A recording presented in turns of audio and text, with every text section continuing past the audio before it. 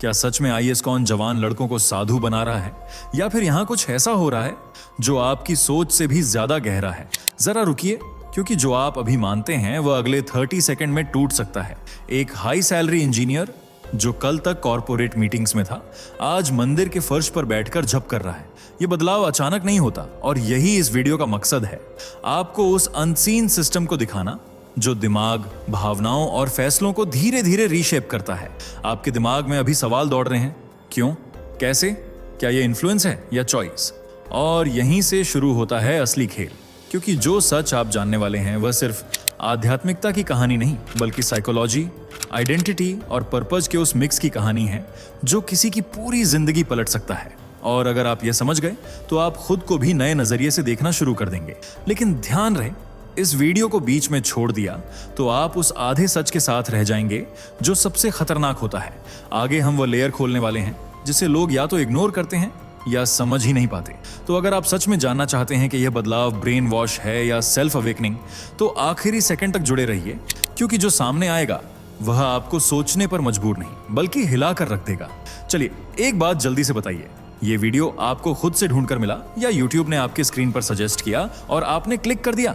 क्योंकि हमें भी समझना है कि YouTube हमारी आवाज़न आप तक कैसे पहुंचा रहा है। और अगर आप सच में एक जागरूक और देशभक्त हिंदू हैं तो फैक्ट मंत्रा चैनल को अभी सब्सक्राइब करें, वीडियो को लाइक जरूर करें और अपने दोस्तों के साथ शेयर करना मत भूलिए। चलिए, अब बिना देरी के बढ़ते हैं आगे वीडियो की सबसे जरूरी बात की ओर। सोचिए, आपके इलाके का एक टैलेंटेड इंजीनियर जिसकी कमाई लाखों में है, अचानक नौकरी छोड़ देता है, सिर मुंडवाकर भगवा धारण कर लेता है और मंदिर में रहने लगता है। या फिर एक छोटा सा बच्चा जो बिना देखे भगवत गीता के श्लोक सुना देता है और खुद को कृष्ण का भक्त बताता है। अब सवाल उठता है, ये सब आखिर हो कैसे रहा है? क्या आईएएस कौन सच में युवाओं को प्रभावित कर रहा है, या लोग अपनी इच्छा से इस राह को चुन रहे हैं? और अगर यह उनका खुद का फैसला है तो ऐसी क्या वजह है कि पढ़े लिखे, सफल और मॉडर्न सोच वाले लोग अचानक आध्यात्मिक जीवन की ओर मुड़ जाते हैं? आज हम आपको इसी ऑर्गेनाइजेशन के अंदर की दुनिया से रूबरू कराएंगे, जहां एक तरफ मॉडर्न लाइफस्टाइल है तो दूसरी तरफ गहरी आध्यात्मिकता, जहां भक्ति केवल मंदिरों तक सीमित नहीं बल्कि रेलवे स्टेशन, कॉलेज कैंपस और ऑफिस तक पहुंच चुकी है। ये सिर्फ एक धार्मिक कहानी नहीं है, बल्कि एक ऐसे ग्लोबल मूवमेंट की कहानी है जो 60 से ज्यादा देशों में फैल चुका है और जिसने अनगिनत लोगों की जिंदगी को प्रभावित किया है। अगर आप इस पूरे सच को समझना चाहते हैं तो इस वीडियो को अंत तक जरूर देखें, क्योंकि आगे जो जानकारी मिलेगी वह आपको सोचने पर मजबूर कर देगी। एक बार फिर सोचिए, एक छोटा बच्चा जिसे श्लोक कंठस्थ हैं और एक इंजीनियर जिसने ऊंची सैलरी छोड़कर साधु बनने का रास्ता चुना। तो क्या यह सब किसी इन्फ्लुएंस का नतीजा है, या फिर यह एक सचेत और खुद का लिया हुआ डिसीजन है? आज हम इसी परत को हटाएंगे और उस सच्चाई को सामने लाएंगे जिसे नजरअंदाज करना आसान नहीं है। अगर आप भी जानना चाहते हैं कि आईएएस कौन के पीछे असल में क्या है, तो वीडियो को लाइक करें, अपने दोस्तों के साथ शेयर करें और अंत तक जरूर देखें, क्योंकि आगे जो सामने आएगा वह आपको हैरान कर सकता है। कहानी की शुरुआत 1920 के दशक से होती है, जब भारत में एक युवा अभय चरण दे, जिन्हें बाद में एसी भक्ति वेदांत स्वामी प्रभुपाद के नाम से जाना गया, को उनके गुरु से एक ऐसा संदेश मिला जिसने उनकी पूरी जिंदगी की दिशा बदल दी। संदेश सीधा था लेकिन बेहद बड़ा, भगवान कृष्ण की शिक्षाओं को पूरी दुनिया तक पहुंचाना। एसी भक्ति वेदांत स्वामी प्रभुपाद ने इस उद्देश्य को सिर्फ स्वीकार ही नहीं किया, बल्कि इसे अपनी जीवन साधना बना लिया। साल 1965 में वे बहुत सीमित संसाधनों, करीब 40 रुपए और कुछ धार्मिक ग्रंथों के साथ यूनाइटेड स्टेट्स पहुंचे। वहीं से उन्होंने एक ऐसे आंदोलन की नींव रखी जिसे आज हम आईएएस कौन के नाम से जानते हैं। अगले कुछ दशकों में इस ऑर्गेनाइजेशन ने तेजी से एक्सपेंशन किया और 60 से ज्यादा देशों में अपने केंद्र स्थापित कर लिए। न्यूयॉर्क सिटी की सड़कों से लेकर रॉयल अल्बर्ट हॉल तक और मॉस्को से सिडनी तक हरे कृष्ण का कीर्तन दुनिया के अलग अलग हिस्सों में सुनाई देने लगा। ये एक्सपेंशन किसी आम धार्मिक संस्था जैसा नहीं था, बल्कि एक ऐसे कल्चरल ब्रिज की तरह था जिसने भारतीय आध्यात्मिकता को ग्लोबल प्लेटफॉर्म पर पहुंचाया। आज आईएएस कौन को केवल एक संस्था नहीं, बल्कि भारतीय कल्चर और कृष्ण भक्ति के इंटरनेशनल रिप्रेजेंटेटिव के रूप में देखा जाता है। ये पूरी यात्रा इस बात की मिसाल है कि जब किसी आइडिया के पीछे क्लियर ऑब्जेक्टिव और समर्पण होता है तो वह सीमाओं और संस्कृतियों को पार करके लोगों के दिलों तक पहुंच जाता है। अब बात करते हैं आज की युवा पीढ़ी की। आज के समय में युवाओं के पास करियर, पैसा और सुविधाएं तो हैं, लेकिन कई बार अंदर एक खालीपन भी महसूस होता है। इसे अक्सर material success but spiritual empties कहा जाता है। यही एहसास कई लोगों को आध्यात्मिक रास्ते की ओर अट्रैक्ट करता है और यहीं पर ISKCON की भूमिका सामने आती है, एक अलग और ध्यान खींचने वाले तरीके से। सोचिए, एक इंजीनियर या कॉर्पोरेट प्रोफेशनल अचानक सब कुछ छोड़कर साधु जीवन अपना लेता है। यह बदलाव इतना अनोखा होता है कि हर कोई पूछता है, ऐसा क्यों? युवाओं के लिए यह ऑर्गेनाइजेशन केवल आध्यात्मिक ज्ञान ही नहीं देता, बल्कि एक ऐसा माहौल भी प्रदान करता है जहां उनके सवाल सुने जाते हैं और उन्हें समझने की कोशिश की जाती है। यहाँ किसी की उम्र, पेशा या पृष्ठभूमि मायने नहीं रखती। जो भी खोज में है उसके लिए दरवाजा खुला है। इसी कारण ISKCON अब केवल बुजुर्गों तक सीमित नहीं रहा, बल्कि आज के द्वार में एक ऐसा आध्यात्मिक अट्रैक्शन बन गया है जो खासकर युवाओं को अपनी ओर खींच रहा है। इसकी सबसे खास बातों में से एक है इसका गॉड लाइफ बैलेंस अप्रोच, जहां आध्यात्मिकता और रोजमर्रा की जिंदगी को साथ लेकर चला जाता है। इस व्यवस्था में सुबह का समय करीब 4 बजे से 8 बजे तक पूरी तरह साधना के लिए होता है, जिसमें आरती, जप, कीर्तन और शास्त्रों का अध्ययन शामिल होता है। इसके बाद दिन भर आप अपनी नॉर्मल जिम्मेदारियों जैसे पढ़ाई, नौकरी या बिजनेस को बिना किसी रुकावट के निभा सकते हैं। यह सिस्टम सिर्फ ब्रह्मचारी जीवन जीने वालों के लिए नहीं है। शादीशुदा लोग भी इस कम्युनिटी का हिस्सा बनकर अपने परिवार, करियर और भक्ति तीनों को संतुलित कर सकते हैं। यही लचीलापन युवाओं और प्रोफेशनल्स को अट्रैक्ट करता है, क्योंकि यहाँ सब कुछ छोड़ने की जरूरत नहीं, बल्कि सब कुछ संतुलित करने का तरीका सिखाया जाता है। सीधे शब्दों में कहें तो संदेश ये है कि भगवान से जुड़ने के लिए जिंदगी से दूर भागना नहीं, बल्कि उसे बेहतर तरीके से जीना जरूरी है। इसी वजह से यह मॉडल आज की तेज रफ्तार जिंदगी में लोगों को आसानी से अपनाने योग्य लगता है। शिक्षा के क्षेत्र में भी ISKCON ने एक अलग तरह का मॉडल तैयार किया है, जहां भगवत गीता की शिक्षाओं को मॉडर्न पढ़ाई के साथ जोड़ा जाता है। इसके कई school central board of secondary education से जुड़े होते हैं, जिससे माता पिता को भरोसा रहता है कि बच्चों को धार्मिक और मॉडर्न दोनों तरह की शिक्षा मिल रही है। इन संस्थानों में पढ़ाई का ढांचा इस तरह बनाया जाता है कि सुबह के समय बच्चों को भक्ति मंत्र और नैतिक मूल्यों की शिक्षा दी जाती है, जबकि दिन में साइंस, मैथ्स और अन्य विषय पढ़ाए जाते हैं। इससे बच्चों में शुरू से ही आध्यात्मिक समझ और व्यवहारिक ज्ञान का संतुलन विकसित होता है। इसके अलावा जो लोग फुल टाइम स्कूलिंग का हिस्सा नहीं बनना चाहते, उनके लिए संडे क्लासेस और ऑनलाइन प्रोग्राम्स भी उपलब्ध हैं। इनमें वीकेंड पर भगवत गीता, भक्ति गीत और नैतिक शिक्षा को ऐसे तरीके से सिखाया जाता है कि बच्चे उसे रुचि के साथ सीखें। इस पूरे मॉडल की सबसे बड़ी खासियत है परिवार की स्वीकृति। माता पिता को संतोष रहता है कि उनके बच्चे अपनी संस्कृति और मूल्यों से जुड़े रहेंगे और साथ ही फ्यूचर के लिए जरूरी मॉडर्न शिक्षा भी हासिल करेंगे। यही लगातार होने वाली वैल्यू बेस्ड ट्रेनिंग ISKCON की अगली पीढ़ी के भक्तों को तैयार करने में अहम भूमिका निभाती है। अब बात करते हैं कि यह ऑर्गेनाइजेशन नए लोगों तक कैसे पहुंचता है। इनका तरीका काफी अलग और सोच समझकर बनाया गया है। अक्सर आप इनके मेंबर्स को railway station, park, university campus या अन्य पब्लिक जगहों पर देख सकते हैं, हाथ में भगवत गीता या अन्य आध्यात्मिक किताबें लिए हुए। लेकिन खास बात यह है कि इनका अप्रोच जबरदस्ती वाला नहीं होता। ये लोग सीधे किताब देने के बजाय पहले बातचीत शुरू करते हैं, कभी हल्के सवालों से तो कभी किसी मोटिवेशनल स्टोरी से। अगर सामने वाला पर्सन इंटरेस्ट दिखाता है तभी वे आगे अपनी बात रखते हैं। यही उनका पहला इंप्रेशन मजबूत बनाता है। पब्लिक जगहों पर शांत, मुस्कुराते और आत्मविश्वास से भरे ये लोग कई बार राह चलते लोगों का ध्यान खींच लेते हैं। अक्सर लोग खुद ही उनसे पूछ बैठते हैं, आप लोग कौन हैं? कई बार एक छोटी सी बातचीत ही जिज्ञासा पैदा कर देती है, जो धीरे धीरे व्यक्ति को ISKCON के करीब ले आती है। कुछ मामलों में तो एक किताब या एक लेक्चर ही किसी की सोच को इतना प्रभावित कर देता है कि उसकी जिंदगी की दिशा बदल जाती है।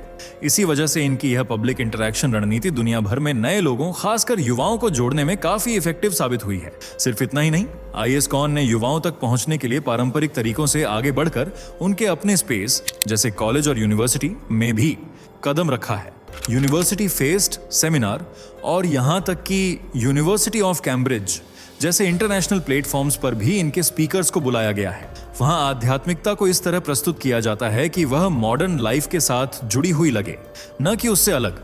इनके गुरु और स्पीकर्स भी पारंपरिक इमेज से थोड़ा अलग नजर आते हैं साफ सुथरे, आत्मविश्वासी और युवाओं की भाषा समझने वाले।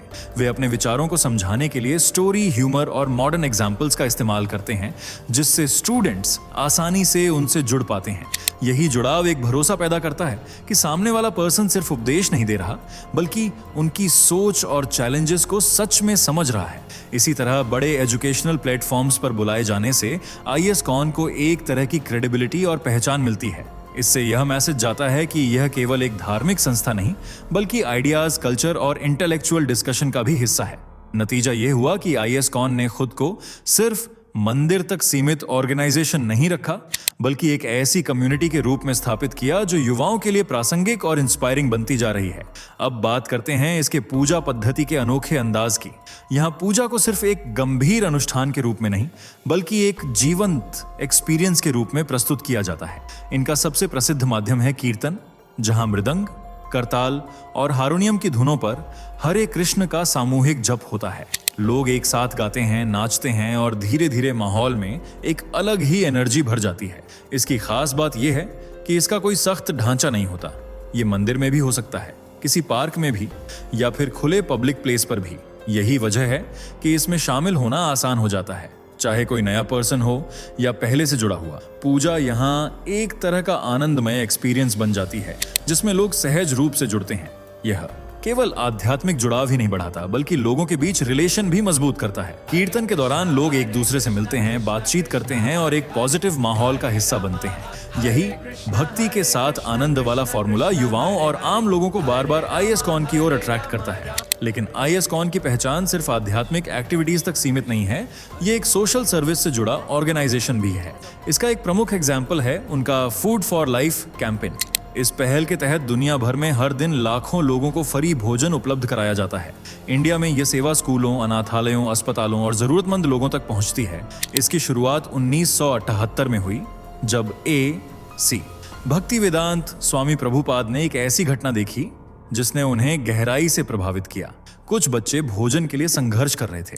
तभी उन्होंने यह संकल्प लिया कि कोई भी बच्चा भूखा न रहे। आज ये पहल लाखों लोगों के जीवन को छू चुकी है। ये सिर्फ भोजन देने की बात नहीं, बल्कि एक सोच को दर्शाती है जहां सेवा और भक्ति एक साथ चलती है।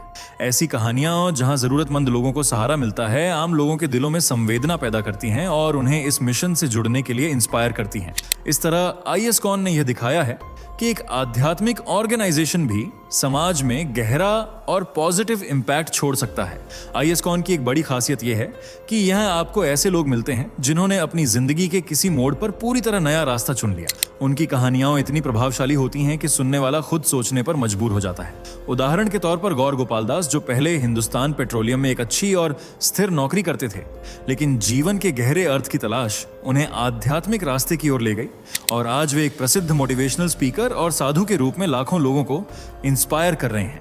इसी तरह चैतन्य चरण दास की जर्नी भी दिलचस्प है। वे भी कभी आम युवाओं की तरह पढ़ाई और करियर में व्यस्त थे, लेकिन भगवत गीता और भक्ति के अभ्यास ने उनके दृष्टिकोण को इतना बदल दिया कि उन्होंने साधु जीवन अपनाने का डिसीजन लिया। ऐसी कॉरपोरेट से संन्यास वाली कहानियां यह दिखाती हैं कि असली बदलाव तब आता है जब व्यक्ति अपनी अंदरूनी आवाज को सुनना शुरू करता है। यही रोल मॉडल्स ISKCON को सिर्फ एक धार्मिक संस्था से आगे ले जाकर एक ऐसे प्लेटफॉर्म में बदल देते हैं जहां लोग खुद को नए तरीके से पहचान सकते हैं। अब बात करते हैं यहाँ की लाइफस्टाइल की। ISKCON में साधु जीवन केवल भक्ति तक सीमित नहीं है, बल्कि यह एक डिसिप्लिन्ड दिनचर्या पर आधारित होता है जो 4 मुख्य प्रिंसिपल्स पर टिका है। मांस, मछली और अंडे से परहेज, किसी भी प्रकार के नशे से दूरी, चाहे वह शराब हो, ड्रग्स या कैफीन जैसे पदार्थ, जुआ या सट्टेबाजी से दूर रहना, यौन जीवन को कंट्रोल्ड रखना जो केवल विवाह और परिवार के दायरे में हो। ये नियम एक ऐसी लाइफस्टाइल बनाने की कोशिश करते हैं जहां व्यक्ति अपने मन, आदतों और व्यवहार पर कंट्रोल डेवलप कर सके और आध्यात्मिक मार्ग पर आगे बढ़ सके। इसके साथ ही यहाँ की दिनचर्या भी काफी डिसिप्लिन्ड होती है। सुबह लगभग 4 बजे मंगल आरती से दिन की शुरुआत होती है। उसके बाद जप, कीर्तन और शास्त्रों का अध्ययन किया जाता है। दिन के समय सेवा कार्य जैसे मंदिर की व्यवस्था, भोजन वितरण या लोगों से जुड़ना किए जाते हैं। दोपहर में विश्राम के बाद शाम को फिर से भगवत गीता पर आधारित क्लासेस और आरती होती है। ये पूरा रूटीन सिर्फ नियम निभाने के लिए नहीं, बल्कि जीवन में एक क्लियर डायरेक्शन और बैलेंस लाने के लिए बनाया गया है। भक्तों का मानना है कि इस तरह की दिनचर्या मन को स्थिर करती है और व्यक्ति को अंदर से मजबूत बनाती है। इसी वजह से कई लोग ISKCON से जुड़ने के बाद महसूस करते हैं कि उन्हें न केवल मेंटल पीस मिली बल्कि जीवन का एक क्लियर पर्पस भी मिला। लेकिन जैसे जैसे ISKCON की पॉपुलैरिटी बढ़ी है, वैसे वैसे इसके साथ कुछ क्रिटिसिज्म भी सामने आई हैं। सबसे आम आरोप यह लगाया जाता है कि यह ऑर्गेनाइजेशन युवाओं को जरूरत से ज्यादा इन्फ्लुएंस करता है और उन्हें पारंपरिक जीवन से दूर ले जाता है। कुछ क्रिटिक्स और पूर्व मेंबर्स का मानना है कि इसकी स्ट्रक्चर काफी ऑर्गेनाइज्ड है, जिससे नए लोग जल्दी इन्फ्लुएंस हो सकते हैं। वहीं सपोर्टर्स का कहना है कि यहाँ सब कुछ वॉलंटरीली होता है, किसी पर कोई प्रेशर नहीं डाला जाता। वास्तव में अलग अलग लोगों के एक्सपीरियंस भी अलग अलग रहे हैं। कुछ लोगों को यहाँ एक गहरा आध्यात्मिक रास्ता मिला, जबकि कुछ ने इसे अपने लिए सूटेबल नहीं पाया और अपनी पुरानी जिंदगी में लौट गए। ऐसे इश्यूज पर खुलकर डिस्कशन होना किसी भी बड़े ऑर्गेनाइजेशन के लिए जरूरी होता है, क्योंकि इससे ट्रांसपेरेंसी और ट्रस्ट दोनों बढ़ते हैं। आखिरकार हर इन्फ्लुएंशियल संस्था के साथ सपोर्ट और क्रिटिसिज्म दोनों जुड़े रहते हैं। कुल मिलाकर ISKCON ने आध्यात्मिकता और मॉडर्न सोच का ऐसा मिक्स तैयार किया है जो आज के युवाओं को भी अट्रैक्ट करता है। यहाँ परंपरा भी है और फ्लेक्सिबिलिटी भी, डिसिप्लिन भी है और साथ ही एक स्ट्रॉन्ग कम्युनिटी का एहसास भी। कुछ लोग इसे आत्मज्ञान की ओर ले जाने वाला मार्ग मानते हैं, जबकि कुछ इसे एक इन्फ्लुएंशियल सिस्टम के रूप में देखते हैं। अब सवाल आपसे, आपको क्या लगता है? क्या यह मॉडल सच में लोगों को आध्यात्मिक रूप से आगे बढ़ाता है या फिर यह केवल एक अलग तरह का इन्फ्लुएंस है? अपनी राय जरूर शेयर करें। अगर यह जानकारी आपको यूजफुल लगी हो तो इसे लाइक करें, शेयर करें और ऐसे ही टॉपिक्स के लिए जुड़े रहें। दोस्तों, आपकी स्क्रीन पर 2 और वीडियो दिख रही हैं, जिसे देखने के लिए आप स्क्रीन पर क्लिक करें। दोनों देखिएगा, बहुत अच्छी वीडियो बनी है।